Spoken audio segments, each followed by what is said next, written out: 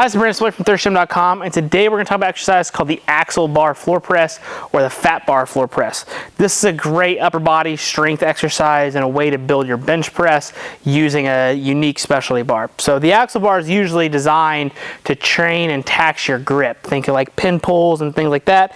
It's really thick. It's like 2.5 inches thick, and it's going to tax your grip. But it's great for benching because it feels better on your wrists and your elbows. So if you're going to be floor pressing, this can be one way to mitigate some aches and pains.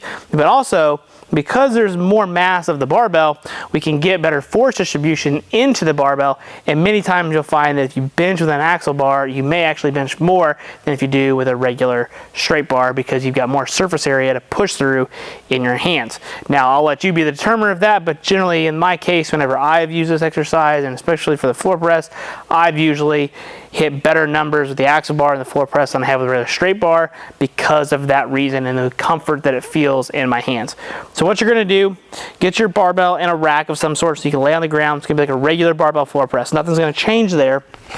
But what we want to really kind of be after here is making sure that how we hold the bar is comfortable. So you're probably not going to actually have your thumbs around the bar unless you got really big hands, because this is actually going to feel different. It's going to be harder to hold the bar. Okay, what I like to do is monkey paw or false grip the bar, and that gives me more surface area, and I can just focus on pressing and not having to worry about squeezing, breaking the bar, and all that kind of stuff. I can still keep my pinky and my ring finger squeezed harder than the rest of my body, and I can let that sit right in the middle of my hands there. So what I'm going to do is get my hand set, eyes underneath the barbell. Generally speaking, legs got two options. You can have them straight out in front of you. If you want to make sure you don't use leg drive, that's the best way to do it so you're not cheating. If you can be honest with yourself, you can put your feet on the ground. Your pelvis is going to be tucked a little bit more underneath you, probably going to be a little more comfortable. But what you want to make sure you're not doing is pushing through your leg to where your butt's off the ground, and then we're making a decline floor press, so to speak. So again, get your hands set. Again, I like the false grip. You can use this grip if you really want to, but I think you're going to find this is way more comfortable. Unrack. Let it sit in your lats. Down. Press up strong.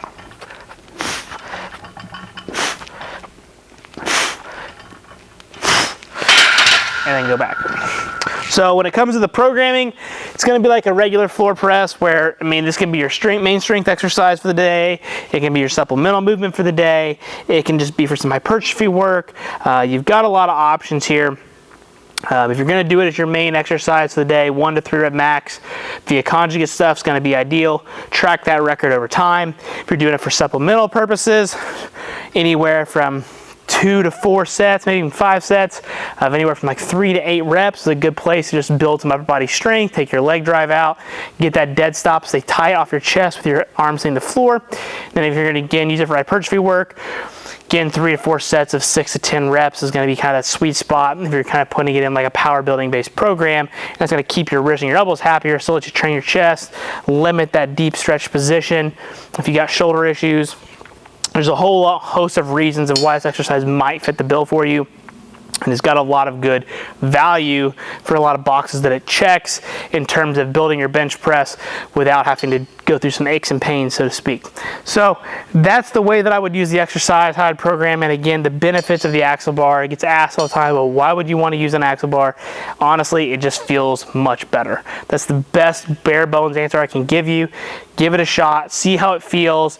You'll probably be like, man, I can do this anytime I floor press and it feels better than if I use a regular barbell. Maybe a good reason to use it. If you don't have something like this, by all means, you can grab some fat grips from like Elite FTS or probably Amazon, something like that, and then put them on your regular bar and then do the same thing, and you'll get a very similar feel without having to invest in an axle bar or a fat bar. So if you got any questions, please feel free to let me know in the comment section below. Thanks. Have a great day.